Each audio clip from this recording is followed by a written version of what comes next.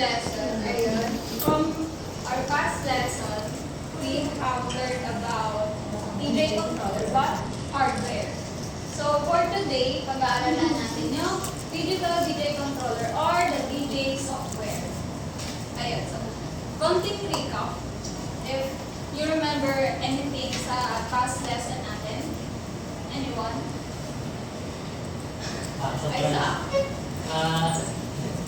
Yung all-in-one controller ay yung may built-in screen na mismo. All-in-one controller, lahat, nandun na lahat ng makina, may built-in screen sa DJ controller. So other na natandaan about DJ hardware, yun, para maano natin, ano natatandaan sa DJ hardware na pag-aaral from the past lesson? Ako ulit. So wala na. So, syempre, ma-compare natin siya sa sinasabi ko na software. And obviously, yung sinasabi na hardware, yun yung nakahawakan natin. So, dito naman tayo sa software. Si software is yung nakasama ni DJ controller na hardware. But, ayun. Next tayo. Ayan, for the objective, so at the end of the lesson, we aim to achieve these three. So, sinong gusto magbasa? Illinois. For objectives, explain the role of digital DJ controller by identifying its features and functions, differentiating from hardware controller. Value and appreciate the application of digital DJ controllers in producing audio. Create and perform mixing basic sounds with a digital DJ controller.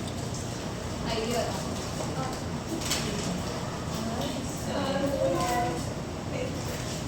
So, yung objectives na kailangan ma-aim natin at the end of our lesson. So, mapag-aaral natin kung ano nga ba si software, yung different, yung pagkakaiba niya from the hardware, ano ba yung function niya, ano yung mga parts sa loob niya. So, makaka-encounter din tayo ng paano siya gagamitin and ano yung mga software na pwedeng gamitin as far as beginners. So, next. For this picture, so may papakita akong dalawang picture and anyone na magsasabi if this first picture is an example of DJ software. If yes, magtaas kayo ng kamay. If no, syempre hindi kayo magtataas ng kamay. So this first picture, do you think this is part of DJ software? Just raise your hands now if you agree. So yung iba hindi. So next, second picture, is this an example of DJ software? Yes or no? Ayan, so hati tayo. So sa dalawang picture na to, tama naman kayong lahat.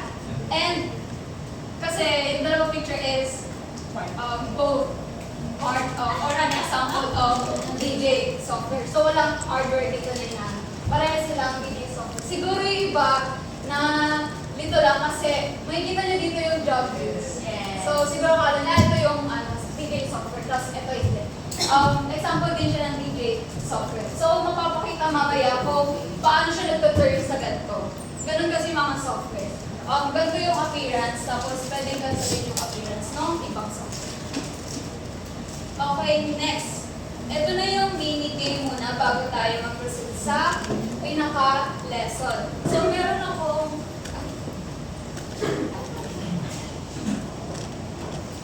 letters or words. And I need 5 volunteers na gusto mag-participate. Ang gagawin lang is, itatapat natin yung cards sa loob. Wala namang mali or tama na sagot. So, any guess lang. Sige po, yung pagdagdag mo.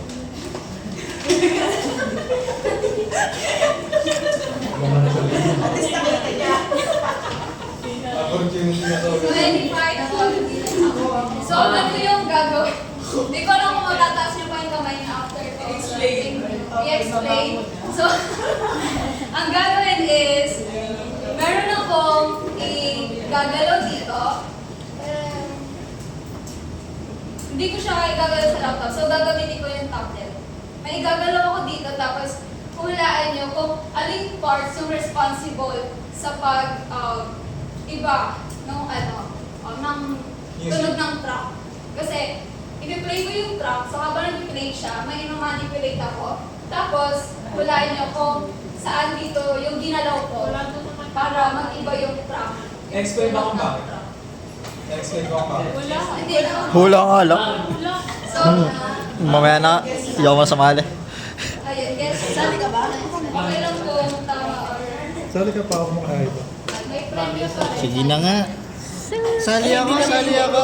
Eh, hindi na pili. Of course, may prize pa rin ako pag nag-participate. So, mamili kayo dito, pumunta na lang po yung ilang dito sa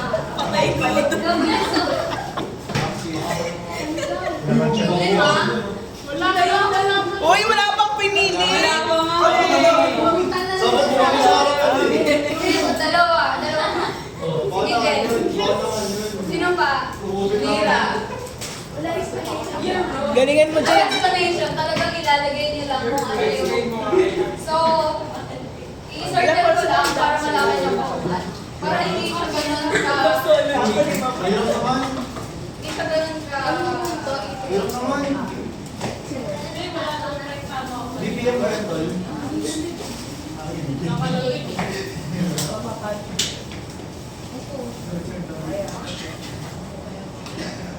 Wala akong kontik eh.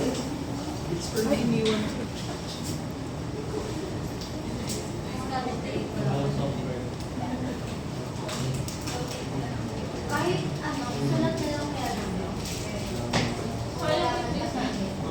May ano pa ako, Anson? May marker pa ako. So, aminin na, Miles. Anson? Sige, yung matira na lang sa akin. Ayan, so, ilalagay niyo dito. Pero wait, sino mauna? Sulat na lang daw ba? Sino mauna? May ba tayo? May ba tayo? May ba tayo? Ay! Uy, classmate. Ayos daw.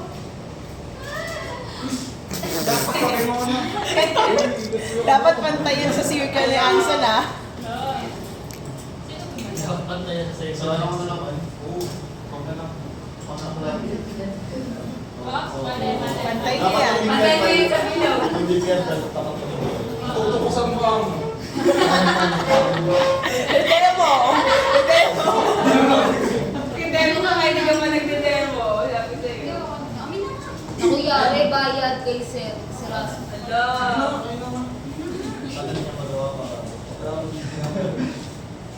Minus 5 ka daw yan. Tanong. Next time sa table na natin lalagay yun, para hindi na babang Oo. Ano yan ang kali? Sero! Sana, kinip na daw nila eh. May sinabi ba siya? Yung mali. Tabingi. Ba't tabingi? Hindi, hindi siya tabingi ngayon. Bakit hindi siya tabingi? Naluwagan na siya yung ano. Yan. Voice of Reasons. Let's go. Paano yung room?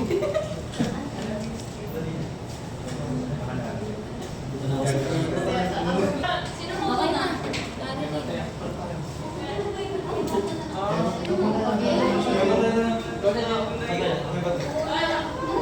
Wait, dalawa na lang yung BPM kanina. Tara na dito. Ano yung dito? Mading, let's go. Dalawa lang yung doc eh. Ako na nga.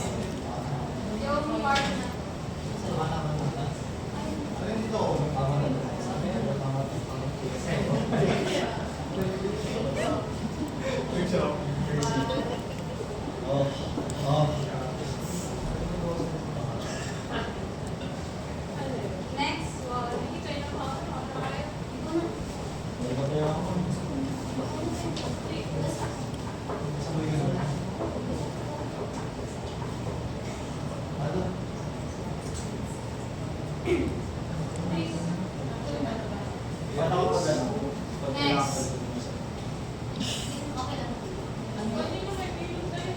Beats. Next. Ito pa meron ko. Sa akin. Ayan, ano? Last. Ano yung BPM? Beats per minute. Ay, kanina. Tapos mali pala. Mas mali kayo, no? Okay lang, sabi ako lang daw. BPM. Hindi mo nagdikit na lang yun. Si Jolten yung asa likod. Smooth lang, smooth transition. What do you see here? So, wala ko gano'n. Ayan, so nakompleto na yung 5. So originally, dapat may ipapalinig talaga ako. Pero kasi nawala na nila agad. So para hindi na rin sayang sa oras. So i-check natin. Ilagay yung browser dito, which is correct. Dahil yung browser consists of playlist ng mga songs ng DJ. Dito yung nilalagay. So browser, dahil pwede ka mag-scroll dito kung naghahanap ng kanta na i-mix. Tapos may search bar din kasi siya. So, pwede mo i-search kung ano artist, music, specific yung ilalagay mo. Wow! Stop recording, sir. Pause, stop. Transition na. Wala ng power, guys. Whoa.